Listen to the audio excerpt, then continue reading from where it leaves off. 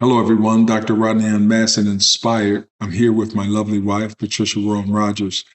And today we're going to focus our attention on what it means to build a life together. Part one is health and wellness.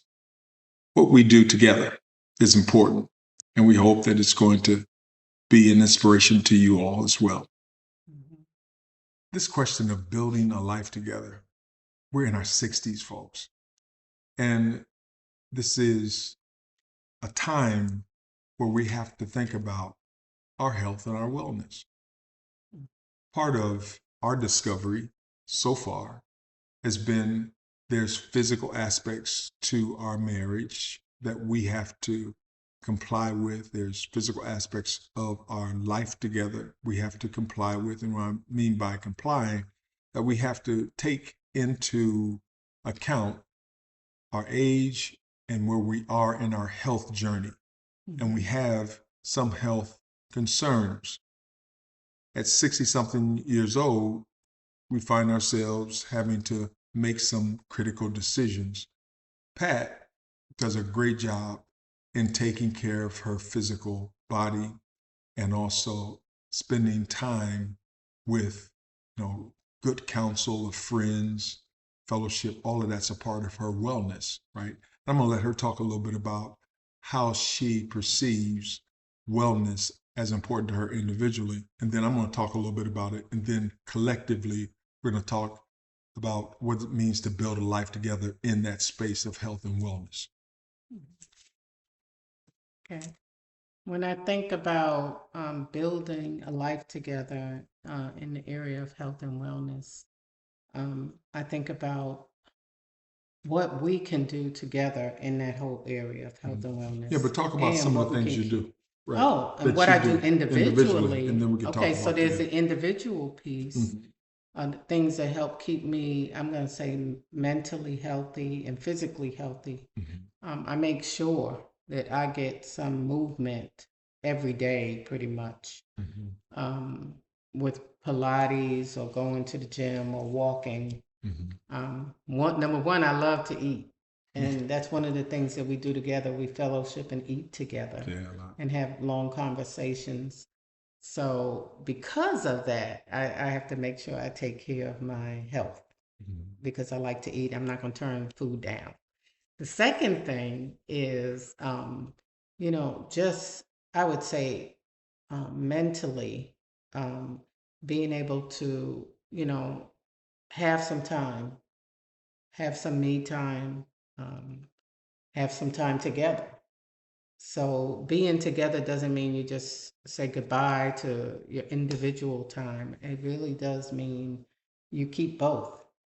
And so some of the things that I do is I take time to, be with my friends. I travel, and a lot of times we travel together, but then there's sometimes we don't.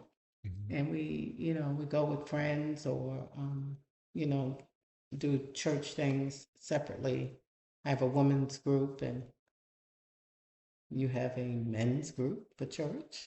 Yes. And so it is a matter of when you're sharing your life together, really carving out I would say, the collective things as well as the individual things in the area of health and wellness. So whatever it takes to be mentally strong and physically strong is critical to have that in place and do it as a couple as much as you can, as well as individually. I have such admiration for my wife, who I see working out at least 3 times a week. She is very acute in terms of her body. And when I don't get it, I'm not a good person. Yeah. Oh, that's very when I don't true. work out. That's very true. She has it affects her mental and emotional stability. Yeah, it gets on my nerve quicker if I don't get my workout. Right. But I have a great deal of admiration for how she takes care of herself, and it's a high priority, not something that she sets aside and say, like me at times. Yeah, I get to it. But what it does for me is suggest that you have a woman who is aware of her needs, her body needs. For a man, I'm aware of my body needs based on certain conditions. And the conditions are, in general, uh, when I feel like going to the gym, I go to the gym, I go in for half hour, 45 minutes and do some light stuff. But at this stage of life, it's a matter of I really have to feel it. Mm. And I don't know if it's a stage of life thing, but it's almost as if I've become slack in that area, right? I'm not an obese guy. Why do you think you became slack in it? Yeah, I think at the end of the day, I go through a lot of mental gymnastics. And I say mental gymnastics as a pastor of a church. I have a lot of things on my mind that I don't necessarily talk to anybody else about. Pat is starting to get a sense of what that means. I also have, family concerns. Family concerns meaning, my children, what's going on with them. Sometimes we're out of communication, and that bothers me.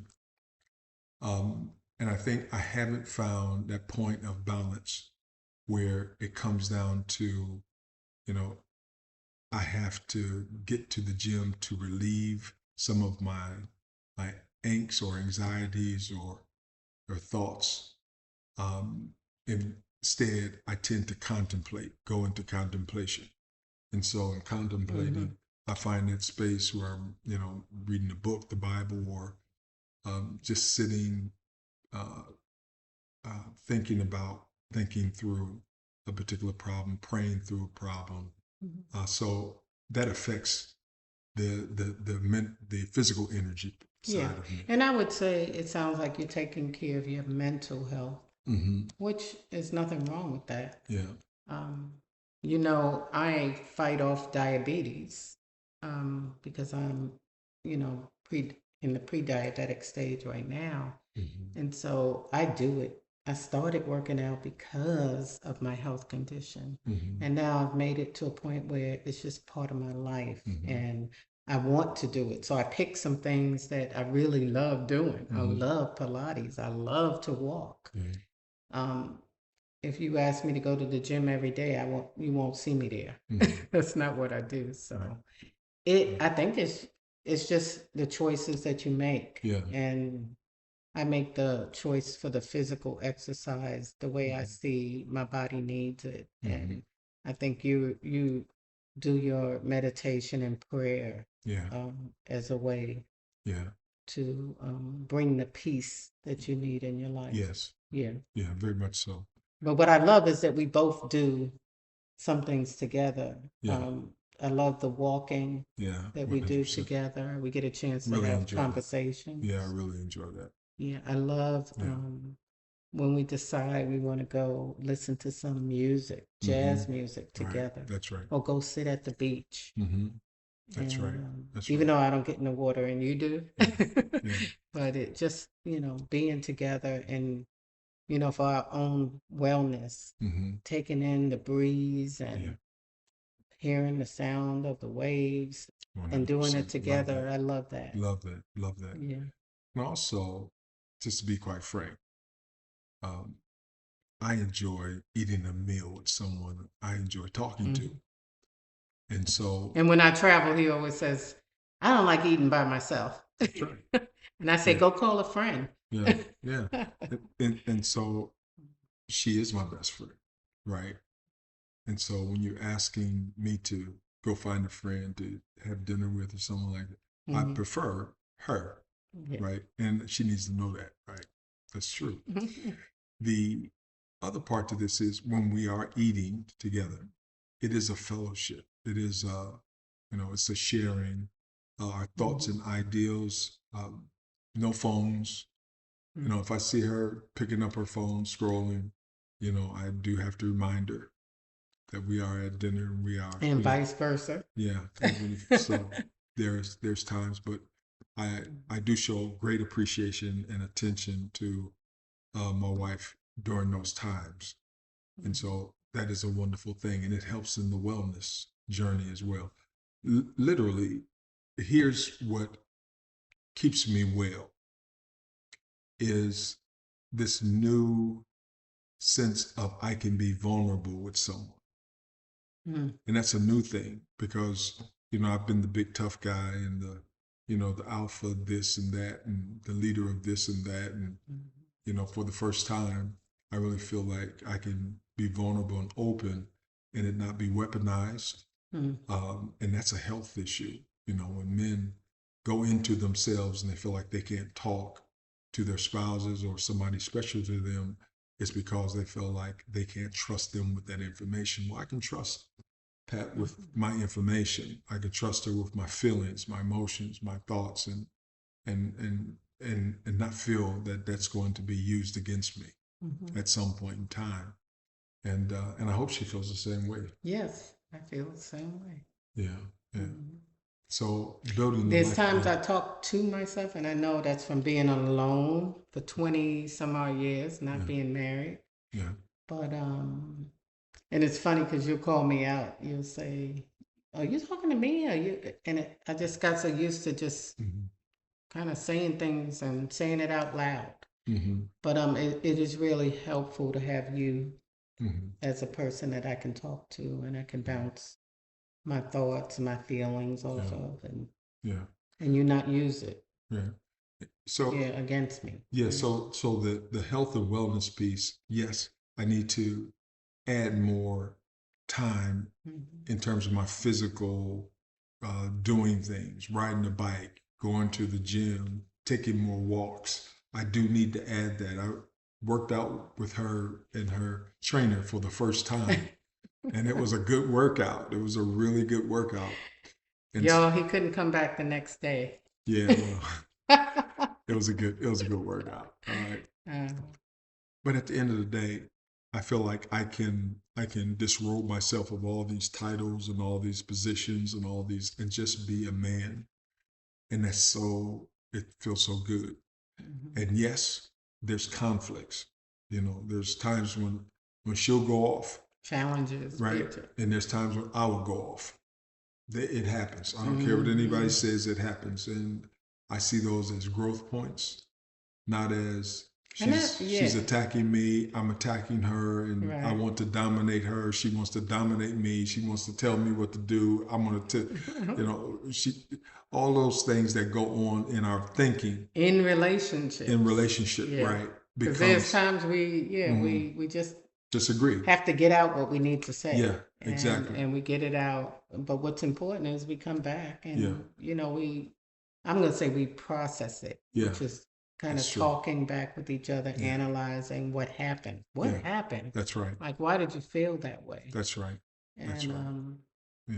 That's very helpful. Very true. Because in that way we won't hold any kind of grudges. Right. Yeah.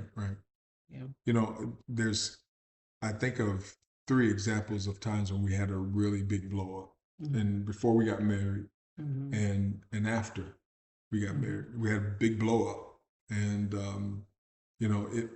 it was to the degree where we're yelling and, words are being used. I'm talking about, explicatives that are being used. And at the same time, when we step back from that stuff, we apologize. We realize that stuff is, that stuff came from somewhere, but we also realize too that we are growing. Yeah. Right. And I think that's the major learning point. Yeah. And if we stay stuck in it, it really doesn't help our health and wellness. That's it really doesn't. That's right. Like I'll toss and turn all night long. You know? Same here. Yeah. Won't sleep at all after a blow up.